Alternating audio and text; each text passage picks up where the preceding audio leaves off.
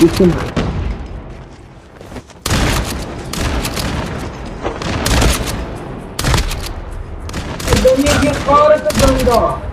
Reloading. Cover me. داره هم به لرزه میزنه هم نصف ما نونش کره بالا من فاک بهتر از واقمونی کسون